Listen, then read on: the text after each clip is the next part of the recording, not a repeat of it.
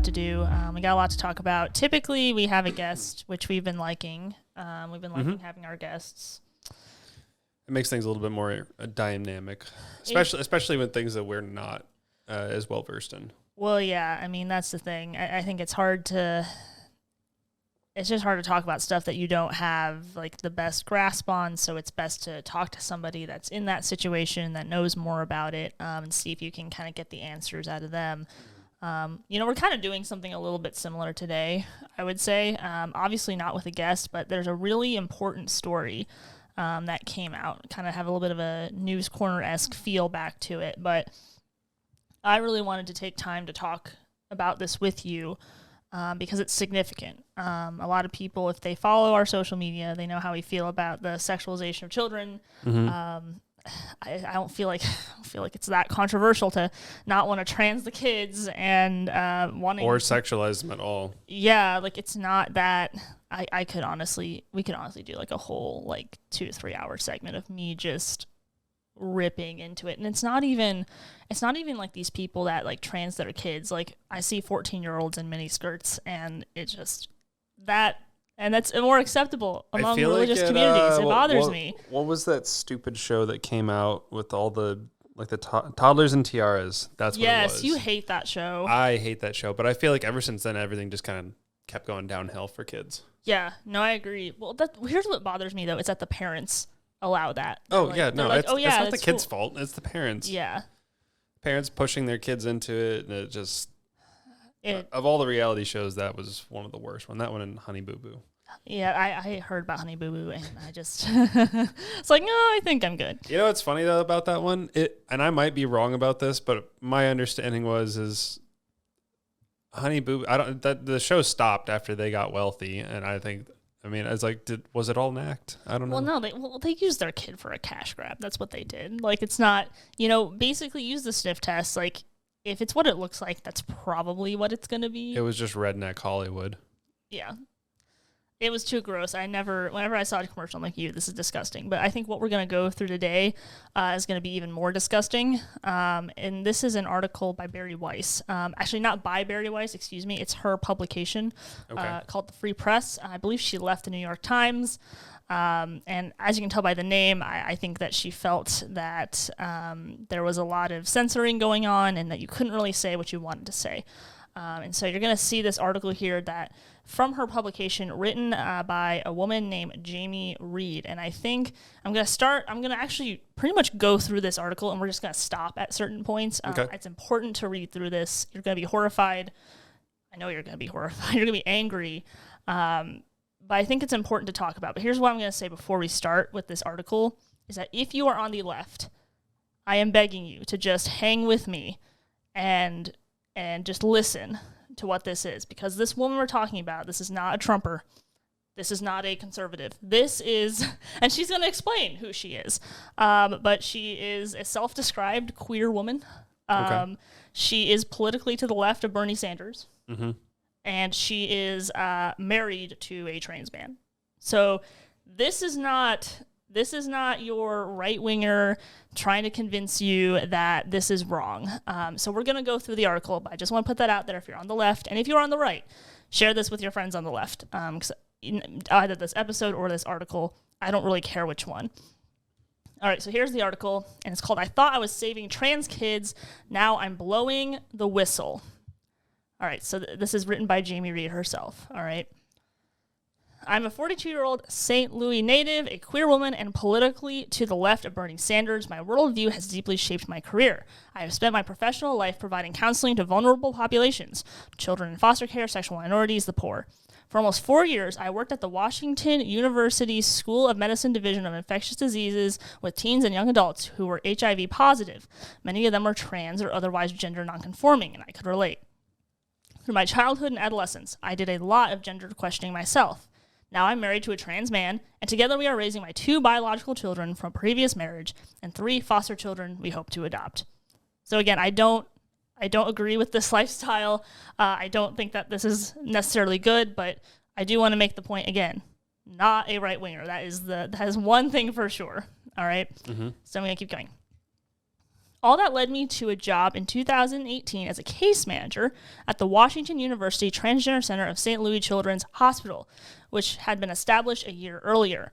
The center's working assumption was that the earlier you treat kids with gender dysphoria, the more anguish you can prevent later on. This premise was shared by the center's doctors and therapists. Given their expertise, I assume that abundant evidence backed this consensus. During the 4 years I worked at the clinic as a case manager, I was responsible for patient intake and oversight. Around 1,000 distressed young people came through our doors. The majority of them received hormone prescriptions that can have life-altering consequences, including sterility. I left the clinic in November of last year because I could no longer participate in what was happening there. By the time I departed, I was certain that the way the American medical system is treating these patients is the opposite of the promise we make to do no harm. Instead, we are permanently harming the vulnerable patients in our care. Today, I am speaking out. I am doing so knowing how toxic the public conversation is around this highly contentious issue and the ways that my testimony might be misused. I am doing so knowing I am putting myself at serious personal and professional risk. Almost everyone in my life advertised me to keep my head down, but I cannot in good conscience do so, because what is happening to scores of children is far more important than my comfort, and what is happening to them is morally and medically appalling. All right. So we get kind of a sense here that she definitely feels very strongly about this. And so we're going to kind of go through this bit by bit. And Okay. Connor, you just interrupt me if I don't stop at any point. Soon after arrival at the Transgender Center, I was struck by the lack of formal protocols for treatment. The center's physician co-directors were essentially the sole authority. At first, the patient population was tipped towards what used to be the traditional instance of a child with gender dysphoria, a boy often quite young, who wanted to be a girl. Okay, so this is something that we've been saying for a very long time, is that those that experienced gender dysphoria were boys. That was historically what it was. Mm-hmm. And so now what she's seeing is a lot of the young people that are coming are girls, which is very consistent with what Abigail Schreier says about the idea of social contagion. Mm-hmm. So there you go, put that out there. Whew, I might actually not have my voice at the end. Until 2015 or so, a very small number of these boys comprised the population of pediatric gender dysphoria cases. Then across the Western world, there began to be a dramatic increase in a new population. Teenage girls, many with no previous history of gender distress, suddenly declared they were transgender and demanded immediate treatment with testosterone. I certainly saw this at the center. One of my jobs was to do intake for new patients and their families. When I started, there were probably 10 such calls a month. When I left, there were 50, and about 70% of the new patients were girls. Some clusters of girls arrived from the same high school. Again, this idea... It sounds like a bathroom trip. Yeah. Like they are doing it with each other because they're friends and because it's the thing to do. Social. Very social. This concerned me, but didn't feel I was in the position to sound some kind of alarm back then. There was a team of about 8 of us, and only one other person brought up the kind of questions I had. Anyone who raised doubts ran the risk of being called a transphobe. The girls who came to us had many comorbidities: depression, anxiety, ADHD, eating disorders, obesity. Many were diagnosed with autism or had autism-like symptoms. That's very important to me, and I think we can talk about that a little bit later. We're starting to see a lot of reports that these people that are struggling with gender dysphoria actually have autism. That's become a thing. A report last year on British Pediatric Transgender Center found that 1/3 of patients referred there were on the autism spectrum. Frequently, our patients declared they had disorders that no one believed they had. We had patients who said they had Tourette's syndrome, but they didn't. TikTok trend. Yep. No, you're right on that. Yep. Yeah, Tourette's. There was another one that was going around on TikTok. Multiple personalities disorder? Yep, that was the other one. Which is an incredibly rare disorder. And not even fully recognized from my understanding. At least DID, multiple personality disorder, whatever it might be. It's murky. Yeah, there's not a consensus on it. But yeah, it became a trend on TikTok, I think, last year. But I think the Tourette's one took off more. Them thinking that pretending to have a tic of some sort was cute, or to have Tourette's. It was more believable too, because with Tourette's you can kind of like blurt something out, something like that. Yeah, that you could fake that a bit more, but that's what I'm saying, is that it's more fakeable. I wonder what and obviously this is just me thinking out loud, but I wonder what I wonder if pretending to have multiple personality disorder could actually cause you to develop it. Well, I think it shows that there's some sort of other mental something. Yeah. Oh, well, even I don't know. I wonder what that's been like for any actors and actresses that have done that. I mean, it's to some extent they do that every time they have a movie. If it's drastically different from who they are. We saw how that affected Heath Ledger as Joker. Right, we were talking about that before we started. Yeah. And then Joaquin Phoenix even expressed, like, just trying to get into that mindset for Joker was a bit, I mean, he took it seriously, and it was rough on him for sure. But, I mean, we've seen that before with actors and actresses when they take on a part that's drastically different, especially if it's a really evil character of some sort. There is some, I don't know if it's emotional or mental fatigue that develops with it. I would definitely say definitely mental and emotional. But in the case of these TikTokers, I think they're motivated by a level of narcissism or a level of not feeling accepted, and having a mental disorder somehow became cool. I think it's a lot better for these actors. I would defend them more because they're taking on a very purposeful role and have an understanding that it's not who they are. I hope they do. But that is an interesting point. So, okay, like she said, Tourette syndrome, they didn't have it. That they said they had tic disorders. I think that's another TikTok one, but they didn't. That they had multiple personalities. Again, another TikTok one. Yeah, no, they're all here. But they didn't. The doctors privately recognized these false self-diagnoses as a manifestation of social contagion. They even acknowledged that suicide has an element of social contagion. But when I said the clusters of girls streaming into our service looked as if their gender issues might be a manifestation of social contagion, the doctors said gender identity reflected something innate.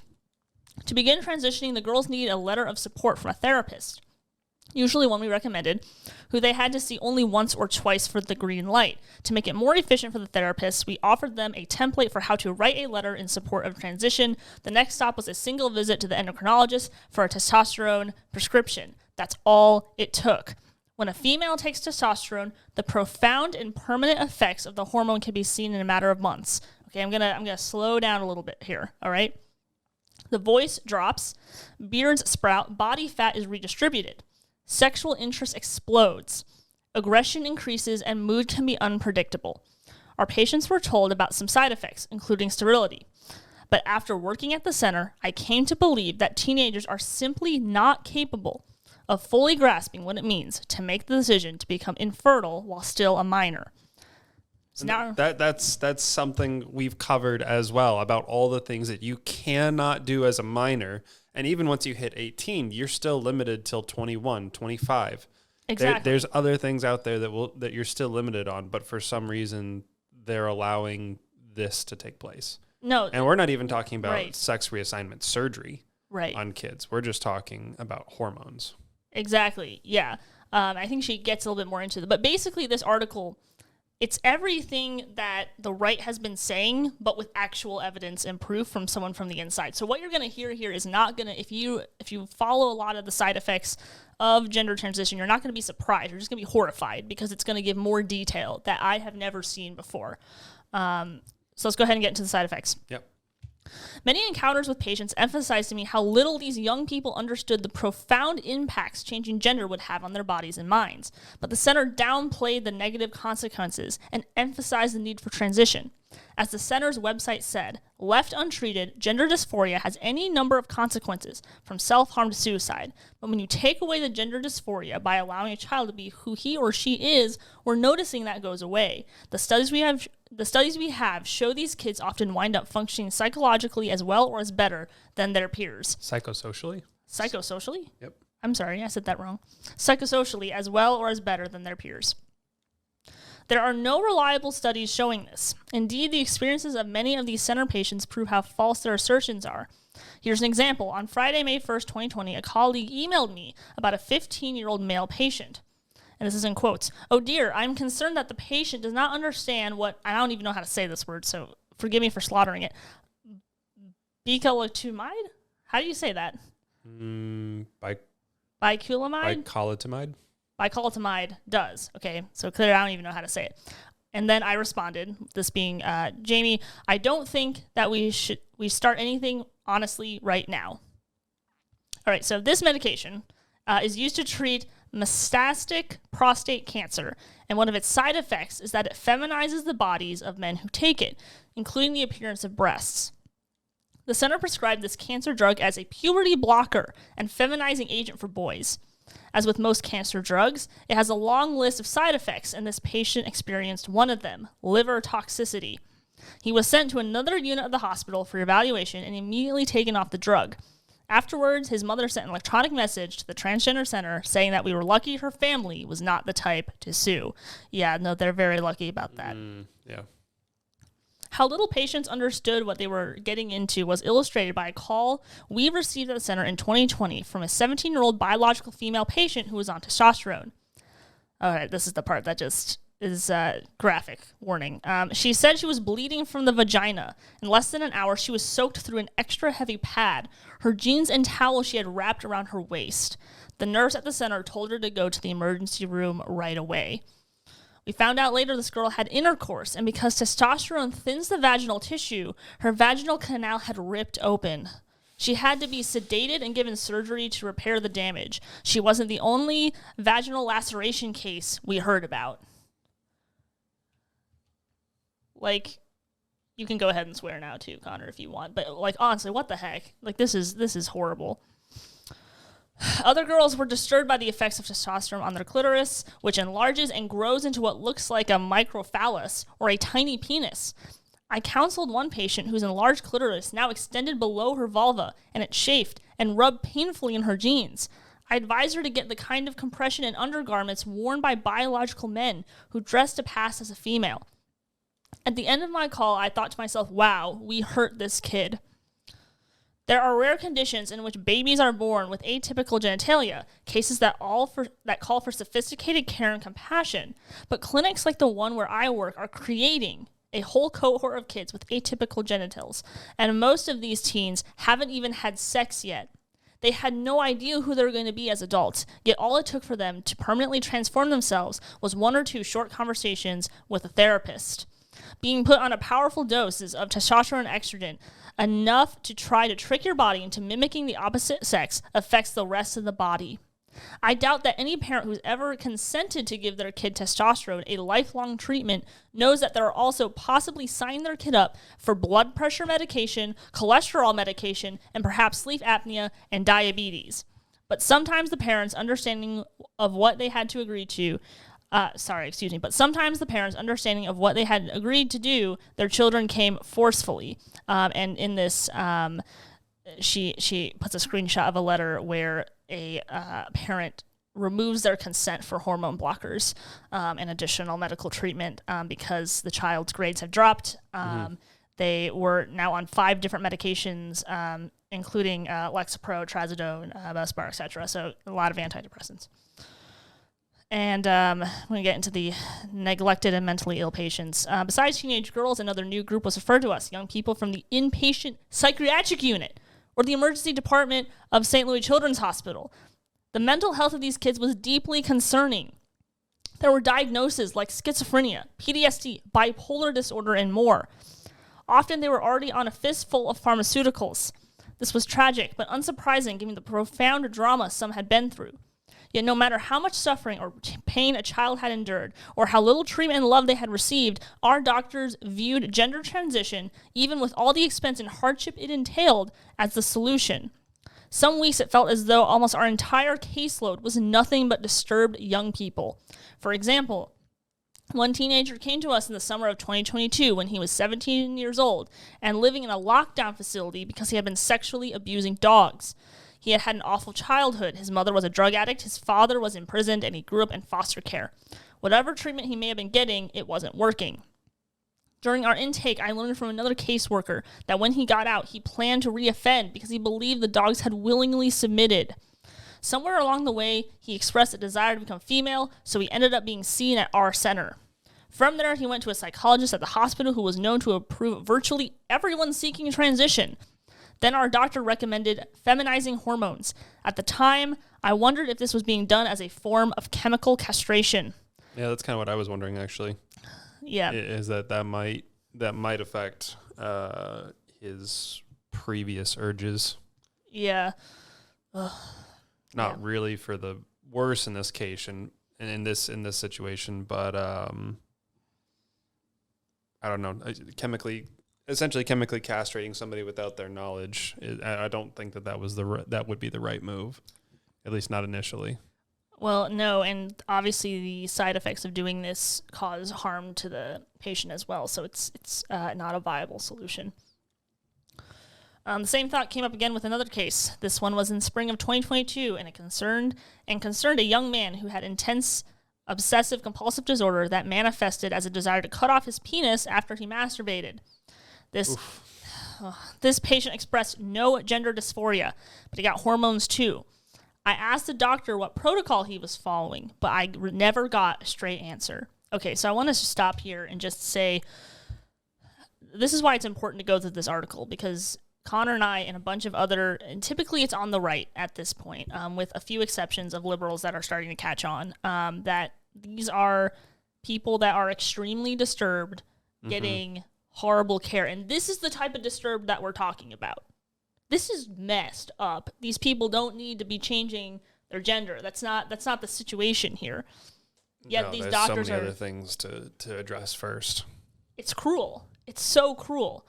It's horrific. And they're doing this to psychiatric patients and teenage girls, and obviously a small percentage of boys as well. Everybody's a test subject. Yeah. It feels the way it did when the COVID vaccines rolled out. That it was not possible to have long-term studies, even though they cited them as safe. And I think the New York Times, it might have been them, came out just this week with an article talking about natural immunization being better than the vaccine. Yeah, that was an NBC news article, I think. Was it them? Yeah. So it's these decisions as if doctors and scientists are absolutely sure now with something new and no long-term studies, whether we're talking about puberty blockers, sex transitions for kids, or which is, I mean, my understanding, the surgery reassignment for kids in America is relatively low numbers. For now. For now. Other countries, that's not the case from my understanding. But the hormone treatment is getting very popular. Right, and I don't want to see that as a small deal. It's a big deal because that stops them from developing, and then basically it's not a pause on puberty. Like it's done. Like you have brittle bones. You've stopped the process of actually growing. So you're not just stopping the development of breast, you're stopping the development of a lot of other things as well. Or with boys, maybe it's I guess their lower genitalia. Yeah, okay, let's keep going. We might not make it to the end, but I think you'll get the idea as we keep going. Well, if we want to just add some other sources to it, there were some other articles that I pulled because I recalled there being a doctor who did transitioning surgery. Right. And they're saying a lot of the same things here. Yeah. Let me see if I can find that real quick. Okay, well, while you do that, I'm going to keep going. Yeah. Another disturbing aspect of the center was its lack of regard for the rights of parents and the extent to which doctors saw themselves as more informed decision makers over the fate of these children. In Missouri, only one parent's consent is required for treatment for their child, but when there was a dispute between the parents, it seemed the center always took the side of the affirming parent. From my understanding, this is pretty similar in most states. My concern about this approach to dissenting parents grew in 2019 when one of our doctors actually testified in a custody hearing against a father who opposed a mother's wish to start their 11-year-old daughter on puberty blockers. I had done the original intake call, and I found the mother quite disturbing. She and the father were getting divorced, and the mother described the daughter as kind of a tomboy. So now the mother was convinced her child was trans. When I asked if her daughter had adopted a boy's name, if she was distressed about her body, if she was saying she felt like a boy, the mother said no. I explained the girl just didn't meet the criteria for an evaluation. Then a month later, the mother called back and said her daughter now used a boy's name, was in distress over her body, and wanted to transition. This time, the mom and daughter were given an appointment. Our providers decided the girl was trans and prescribed a puberty blocker to prevent her normal development. The father adamantly disagreed, said this was all coming from the mother, and a custody battle ensued. After hearing where our doctor testified in favor of transition, the judge sided with the mother. Because I was the main intake person, I had the broadest perspective on our existing and prospective patients. In 2019, a new group of people appeared on my radar, desisters and detransitioners. The sisters choose not to go through with a transition. Detransitioners are transgender people who decide to return to their birth gender. The colleague with whom I was able to share my concerns agreed with me that we should be tracking desistance and detransition. We thought the doctors would want to collect and understand this data in order to figure out what they had missed. We were wrong. One doctor wondered aloud why he would spend time on someone who was no longer his patient. But we created a document anyway and called it the Reg Flag List. It was an Excel spreadsheet that tracked the kind of patients that kept my colleague and me up at night. One of the saddest cases of detransition I witnessed was a teenage girl who, like so many of our patients, came from an unstable family, was in an uncertain living situation, and a history of drug use. The overwhelming majority of our patients are white, but this girl was black. She was put on hormones at the center when she was around 16. When she was 18, she went for a double mastectomy, what's known as top surgery. 3 months later, she called the surgeon's office to say she was going back to her birth name and that her pronouns were she and her. Heartbreakingly, she told the nurse, "I want my breasts back." The surgeon's office contacted our office because they didn't know what to say to this girl. My colleague and I said that we would reach out. It took a while to track her down, and when we did, we made sure that she was in decent mental health, that she was not actively suicidal, and that she was not using substances. The last I heard, she was pregnant. Of course, she'll never be able to breastfeed her child. My concerns about what was going on at the center started to overtake my life. By spring 2020, I felt a medical and moral obligation to do something, so I spoke up in the office and sent plenty of emails. Here's just one example. On January 6, 2022, I received an email from a staff therapist asking me for help with a case of a 16-year-old transgender male living in another state. And I quote, "Parents are open to having patients see a therapist, but are not supportive of gender, and patient does not want parents to be aware of gender identity. I am having a challenging time finding a gender-affirming therapist." I replied, quote, "I do not ethically agree with linking a minor patient to a therapist who would be gender-affirming with gender as a focus of their work without that being discussed with the parents and the parents agreeing to that kind of care. In all my years at the Washington University School of Medicine, I had received solidly positive performance reviews, but in 2021, that changed. I got a below average mark for my judgment and working relationships / cooperative spirit." Oh my word. What a goal. Oh gosh. That was written by a leftist. Although I was described as responsible, conscientious, hardworking, and productive, the evaluation also noted, at times, Jamie responds poorly to direction from management, with defensiveness and hostility. Things came to a head at a half-day retreat in summer of 2022. In front of the team, the doctor said that my colleague and I had to stop questioning the medicine and the science, as well as their authority. Then an administrator told us we had to get on board or get out. It became clear that the purpose of the retreat was to deliver these messages to us. The Washington University system provides a generous college tuition payment program for long-standing employees. I live by my paycheck and have no money to put aside for 5 college tuitions for my kids.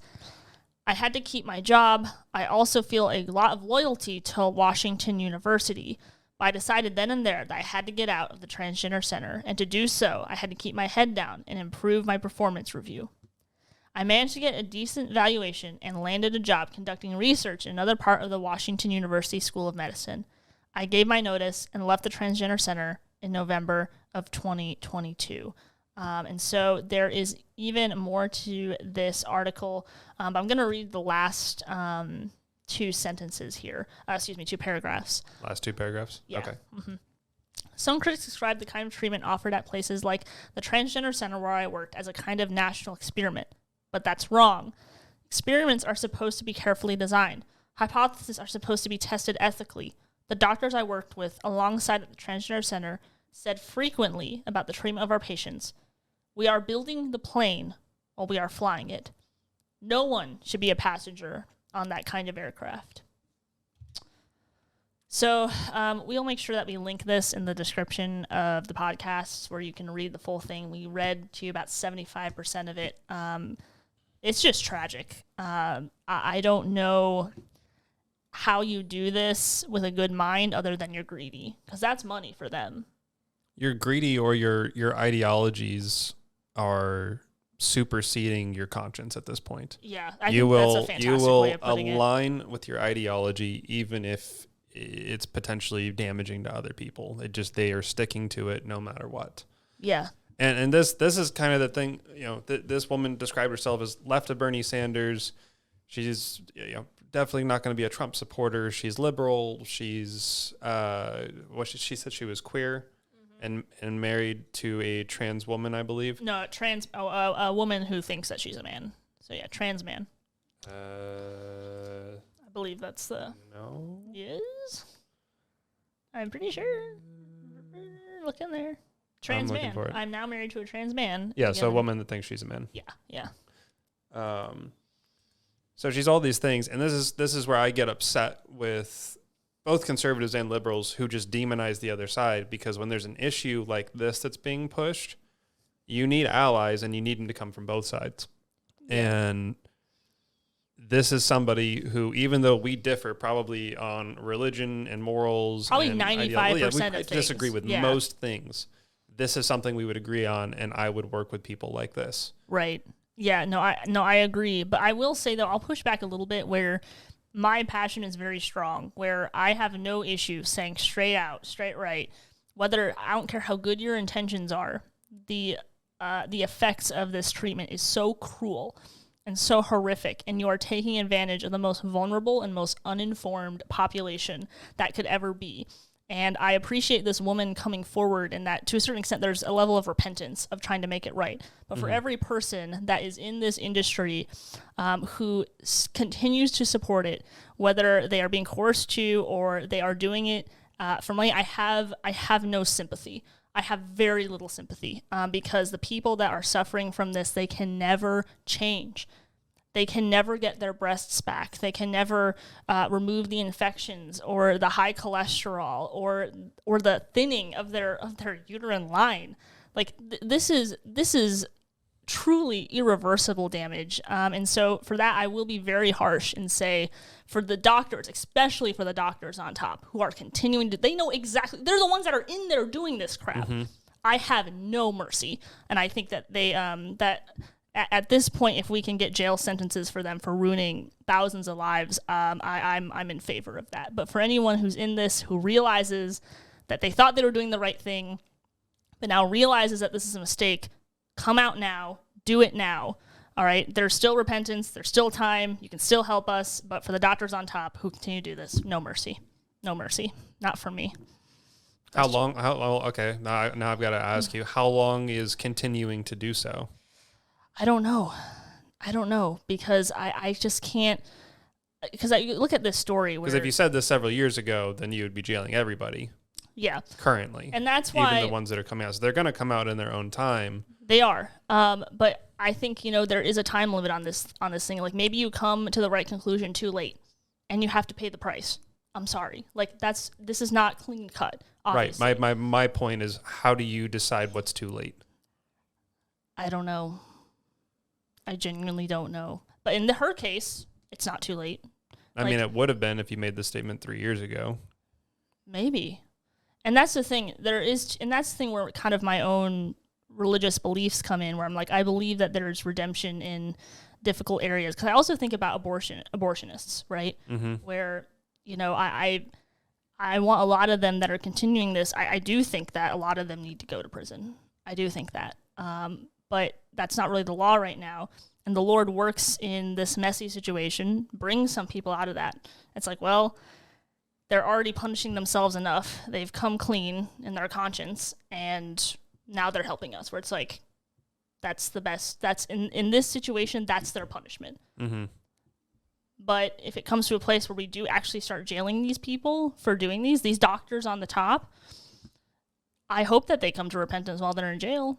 But I think you'd probably that's get their- lawsuits first if something was changed, and You'll definitely get lawsuits first. I allowing- do agree with that. and I mean, you would also have to prove that they knew what they were doing was harmful, because you get down. They know, Connor. Not all of them. The ones that are doing these types of surgeries. Think about it. You get in school. You go through all of your school with all of your professors, all of your teachers, all of the medical staff that you train under, are all saying this is good. This will be okay. This is the best for people. It's brainwashing. If you spent your entire life being affirmed by every authority figure, teacher, professor that you have, and being shown all the medical evidence that this is the best thing to do, you're going to believe it's the best thing to do. Maybe in some people's cases, maybe. But a lot of these doctors, like, I don't think they're that young. I don't think that. Like, a lot of them have to have been doing this for a while. I don't think they have to be young. Even some of the ones I pulled up here, they're not young, who have been doing transitioning surgeries. Let's get into her, though. Because, excuse me. It's too complicated. Sometimes they really do look like not very pretty women, but they can pass. Kind of. Let's get into this. So Daily Mail has an article. 2 leading transgender medics warn children should not be given puberty blockers, and too many are being given gender reassignment surgery, and revealed New York Times turned down their op-ed on the subject. Okay, so actually one thing I want to put in here real quick. He was, Dr. Marcy Bowers, he was actually in Matt Walsh's documentary and almost kind of pushed back. So it's actually I'm very encouraged. That you're now starting to see this person speak out a little bit. I think that's actually really positive. So again, go ahead. This article's from October 2021. So my understanding of this person, because I've read about them before, is that they specifically have an issue with kids being treated. I think in the documentary, he said the youngest he did it on was 16. Okay, so I think they're concerned. Well, let's see if they've got any comments around the age. 2 of the world's top medics for gender reassignment procedures, both of them transgender women, have expressed concern about the number of children being given puberty blockers and undergoing surgery, describing the rise in procedures are deeply worrying. Dr. Marcy Bowers, a world-renowned vaginoplasty specialist who operated on reality television star Jazz Jennings, and Erica Anderson, a clinical psychologist at the University of California, San Francisco's Child and Adolescent Gender Clinic, both spoke out for Barry Weiss's Substack newsletter, Common Sense. Bauer said she was not a fan of putting children in the early stages of puberty on blockers, a technique that doctors increasingly use when people say they are questioning their gender and which can maintain more feminine looks for growing boys. And here we have Dr. Marcy Bowers and Erica Anderson. This is typical of medicine, she said, asked about the prevailing orthodoxy. We zig, then we zag, and I think we may have zigged a little too far to the left in some cases. All right, so you're starting to see this person kind of come in to his senses a little bit here. Yeah, basically they're starting to redirect on their. I mean, at some point your own moral compass has got to speak up a little bit louder, and you need to start listening to it than what everybody else in your field is doing. Yeah, and that's what I'm trying to get across. I think to you is that the amount of pressure that these people are under, especially when it's the left, because we know how they are. Yeah. In that your life is over if you speak out against one of their causes. How many people have they canceled that you don't hear from anymore? Yeah, no, I get it. But here's my point, though. I kind of, the best way I can start is like with a child, right? Where it's basically like, say the child does something wrong with the parent, all right? And I know it's not the perfect analogy, but I think I'll get my point across still. That they're like, hey, don't do this. And the child can do one of 2 things. The child's like, okay, you're right, I'm sorry. I won't do that, or I won't do that again. And there's really no punishment, right? Other than their conscience comes to them and says, you're right. Okay, I'm not going to do this. Or the child says, I know, but I'm going to keep doing this. And eventually the parent has no choice and says, I have to punish you for this, whether it's you're grounded, you get spanking, or you get timeout. That's kind of what I'm talking about here. I'm admitting that it's not 100% fair. Okay, some people don't have to, some people do, but it does honestly depend on how quickly they come to their senses or how quickly they're able to overcome the social pressure. I'm not saying that it's easy, right? I'm not saying that. Like I'm acknowledging that they're in a tough spot here, but there are points where life's not fair, where some people are gonna get off a little bit more, and their conscience is gonna hurt them, but they're not gonna get that jail time, or they're not gonna get sued, or this or that, like this person, Jamie. All right, but she's come clean with the conscience. But some people, it's going to be too late, where it's like, okay, you've already done too much damage. We already told you not to do this over and over again. You keep doing it. Sorry, you feel bad right now, but now it's too late, and you're going to lose everything. That's life. And that's what I'm saying. And I think my harshness is as much sympathy as I have for these people that are in this field. My heart hurts infinitely more for these kids that are put through this. And that's why I kind of have the strong stance that I do. And I don't imagine that I'll change it a ton. I just don't think your strong stance has a very good, it doesn't have very, very well-defined lines as to how you jail them. If you open them up to lawsuits, and then of course, yeah, well, let's do lawsuits. That's what I'm trying to say. Yeah, collection of lawsuits, jury trial. You get the jury panel up there, and they determine, all right, you did this amount of damage to these people. You did start backtracking at this time and started speaking out against it. So maybe we're gonna come off of your sentence. And I'm not saying that this is clean. There's no way this is going to be clean. There's too much damage that's been done. Like this has become such a widespread thing. Okay, say it's lawsuits, jail time. Okay, I don't have a defined of like what exactly that punch is going to look like. I like jail time. I would. Do I think that's going to happen? No. Sadly, no. I do think you're right. It is going to start with lawsuits, because I think there's what I want and then what's practically going to happen. What's practically going to happen is we're probably going to have a lot of lawsuits. Well, I don't think that you could jump straight to jail time, even if the federal government was involved, and just banned it today, because yesterday it was legal. I agree. I totally agree. Like, I think that in most cases, when it comes to rapists, I really think that the death penalty should be on the table. That's not the reality of the situation, right? And it's kind of the same thing here. It's like, yeah, I'd like jail time. Like, that's what I want. Am I going to get it? Probably not. But that's what I want. But it'd be curious to see how a panel of jurors would handle it. Right. I'm sure it would be fines and community service at the least, but I think jail time would be up there, especially for the lead surgeons and doctors and the stupid therapists that just confirm everything. Right. Yeah. Like, what kind of a therapist just goes through and just confirms everybody's issues? Yeah. No, I think imagine doing that for somebody with schizophrenia. Yeah. No, it's insane. That's what I'm trying to say. This is madness. And so that's why I think let's start with lawsuits. I think those top doctors, the top ones. The ones at the top that are in charge of everybody else underneath them and for signing off and performing so many things, they will carry the majority of the weight of this responsibility. And I think that they should. I think I will meet you a little bit in the middle when it comes to these people like Jamie, people that really think that they're doing the right thing. Yeah, you get down to the lowest level, like nurses that are out there that think they're helping a cause. Right. I would loop any professors in as well from any medical school or college that are teaching the curriculum. Depends on the professor. Don't agree with that. Depends on the professor. What do you mean depends on the professor? That's what I'm saying. It depends on, again, I'm not saying that like every single professor has good intentions with this. I think some of them might genuinely believe it. I think some of them are pressured into it. Oh, I'm saying I would hold the professors accountable the same way I do the top surgeons. Oh, I thought you said that you wouldn't. Because they're indoctrinating everybody. Yes, I agree. They're at the beginning of it. That would be your first personal authority figure. You would have a harder time getting the professors. You'd have an easier time getting the doctors than the professors. Yeah, professor always trying. And honestly, most of you suck. I'm gonna say that most of you should not be teaching. Most of them they have, and not even for philosophical reasons. Like, some of them genuinely just have like a PhD in like math, but they can't teach it. Right? Mm-hmm. That happens. Yeah. No, I had that. I had a professor, genius at mathematics, horrible at teaching. Right. That is another. That's another issue. Topic. They get tenure. They stay.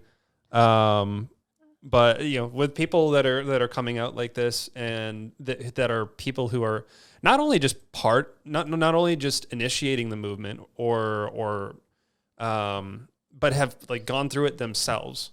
Mm-hmm. Like, everybody that we've talked to or that we've read about today, of the 4 people, like 3 are trans and 1 is queer.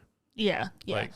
Yeah. And what again, do you do with that? Yeah, no, again, that's what I'm saying. It's like, good. Like, I'm glad that they've done this now. They've come. I can appreciate that and respect that. But for the ones that are like, nope, we're sticking with this till the end. Top doctors, we're going to keep doing this. I'm like, no, I don't have any mercy. Yeah, because it makes the money. Nope, I don't have any mercy. Sorry. But anyway, let us know, because we had a little bit of debate there at the end. Let us know what you think. Do you think I'm right? Do you think Connor's right? Let us know in the comments below. Maybe we'll come back to this idea. And we'll make sure that we link this article along with the one that Connor read as well. Make sure you share this episode with your friends. Share this article with your friends. Talk about it with people. Get it a little bit of traction. I think it's worth it.